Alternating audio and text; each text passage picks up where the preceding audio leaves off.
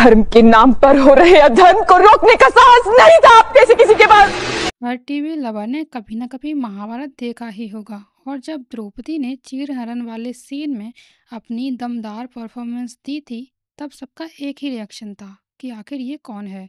उस मूवमेंट ने एक अननोन फेस को पूरे इंडिया का फेवरेट बना दिया था।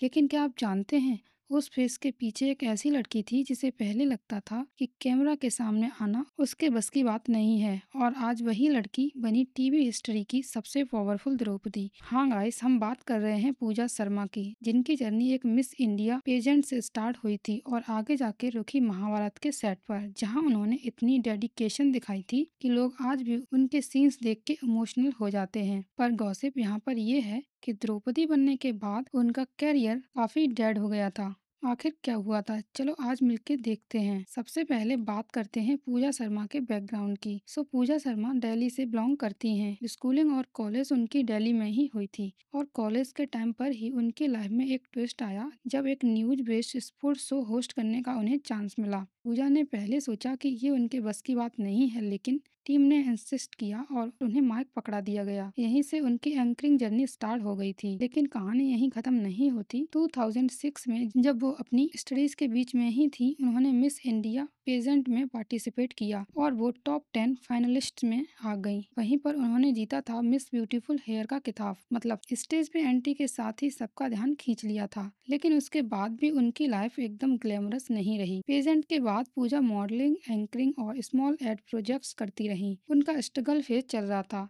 और एक बड़ा ब्रेक अभी दूर था। और फिर आता है 2013। स्वास्तिक प्रोडक्शन के थ्रू काफी लंबे समय से एक महाभारत बनाने की प्लानिंग चल रही थी, लेकिन कुछ रीजंस की वजह से ये बार बार डिले होता जा रहा था। और फिर 2013 में डिसाइड हुआ कि फाइनली महाभारत बनाई जाएगी। ये महाभारत मॉडर्न ग्रांड वर्जन था जो स्टार प्लस पर टेलीकास्ट होना था। ऑडिशंस के लिए ऑल इंडिया से एक्टर्स बुलाए गए थे और कई रिपोर्ट्स के अकॉर्डिंग तो द्रौपदी के रोल के लिए ही थाउजेंड ऑफ गर्ल्स ने ऑडिशंस दिए थे, लेकिन दे ऑल गॉट रिजेक्टेड। तभी एक दिन पूजा को भी कॉल आया ऑडिशन देने के लिए। पहले उन्होंने सोचा कि माइथोलॉजिकल शो करना शायद बोरिंग और लाउड होगा, लेकिन फिर उन्होंने ट्राई करने का सोचा। पूजा ने खुद एक इंटरव्यू में ये भी बताया कि उन्होंने ऑडिशन तो दिया, लेकिन इसके पीछे उन्हें कोई एक्सपेक्टेशन नहीं थी, बिकॉज उन्हें लगता था उन्हें ये रोल तो नहीं मिलेगा। इसीलिए वो पीसफुली जाकर लाइंस बोला करती थी और निकल आया करती थी। कुछ दिनों बाद उन्हें फोन आया कि वो द्रौपदी के रोल के लिए सिलेक्ट हो गई हैं। अब सोचिए, एक नॉर्मल मॉडलिंग एंकरिंग बैकग्राउंड से आई लड़की को एकदम से इंडिया के सबसे बड़े माइथोलॉजिकल शो में लीड रोल मिल जाता है। ये उनके लिए एक ड्रीम जैसा ही था। और इस महाभारत का आपको द्रौपदी की फर्स्ट अपीयरेंस वाला सीन तो याद ही होगा। पूजा ने इस सीन के बारे में भी बताया था कि जब ये सीन शूट हो रहा था उस टाइम बहुत ज्यादा सर्दी थी,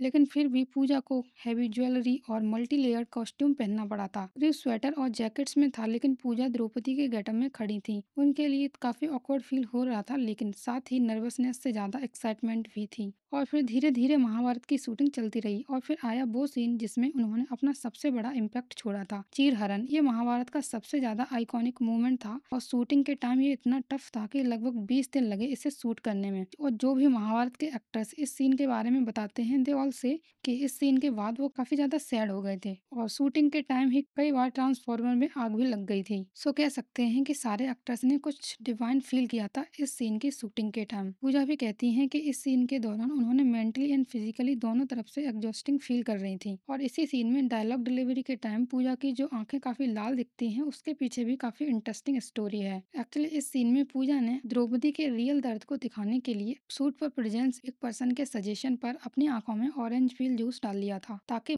बर्निंग सेंसेशन से उनकी आंखें लाल हो जाएं और उनका दर्द नेचुरल लगे। सोचिए, आंखें जल रही थी, लेकिन उन्होंने सीन नहीं रोका। बिल्कुल द्रौपदी की तरह वो खुद को उस सिचुएशन में फील कर रही थी। और जब ये सीन टेलीकास्ट हुआ तो ऑडियंस को लगा जैसे द्रौपदी का असली गुस्सा और दर्द सामने आ गया हो। और फिर 2013 का महाभारत 2014 में खत्म हो गया। शो की टीआरपी काफी बढ़िया रही, लेकिन पूजा शर्मा की पहचान द्रौपदी बनकर रह गई। प्रॉब्लम ये हुई कि उसके बाद उन्हें मॉडर्न या सास बहू सीरियल्स में कोई बड़ा रोल नहीं मिला। इंडस्ट्री और ऑडियंस दोनों ने उन्हें एक माइथोलॉजिकल फ्रेम में फिट कर दिया और शायद इसी वजह से उनका करियर थोड़ा स्लो हो गया था। लेकिन फिर 2017 में उन्हें एक और बड़ा रोल मिला, महाकाली अंत ही आरंभ है में। इस शो में उन्होंने गॉडेस पार्वती और महाकाली का रोल प्ले किया था। ये रोल उन्हें डायरेक्टली स्वास्तिक प्रोडक्शन के थ्रू ऑफर हुआ था, जिन्होंने महाभारत भी बनाई थी। ऑडिशन फॉर्मल था बिकॉज मेकर्स ऑलरेडी उनकी परफॉर्मेंस को देख चुके थे। महाकाली की शूटिंग भी उतनी ही ज्यादा चैलेंजिंग थी जितनी महाभारत की। डेली 2-3 घंटे का मेकओवर होता था और साथ ही हैवी क्राउन, बिग कॉस्ट्यूम्स और कभी कभी ब्लू ब्लैक बॉडी पेंट जब भी महाकाली का सीन शूट होना होता था उसके लिए। लेकिन पूजा ने कहा कि उनके लिए ये एक लाइफ टाइम एक्सपीरियंस था। पब्लिक रिएक्शन भी अच्छा आया और लोगों ने उनकी परफॉर्मेंस को अप्रिशिएट भी किया। लेकिन कुछ व्यूअर्स कंफ्यूज भी हुए क्योंकि शो माइथोलॉजिकल के साथ फिक्शन का मिक्स था। लेकिन उसके बाद पूजा को किसी बड़े रोल में नहीं देखा गया है। तो अब बात वहीं से शुरू होती है जहां से इंटो में छोड़ी थी। पूजा शर्मा एक बहुत टैलेंटेड एक्ट्रेस हैं and we do not have any doubt about it. उन्होंने अपने कैरियर के 2 सबसे बड़े रोल्स द्रौपदी और महाकाली के